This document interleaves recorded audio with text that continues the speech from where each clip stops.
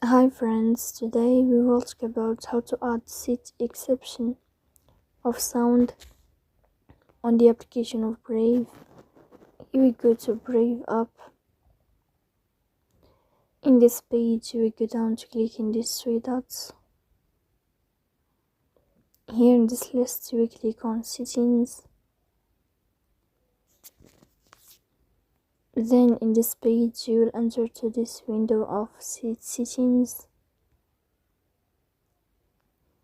Then in this page you will enter to sound.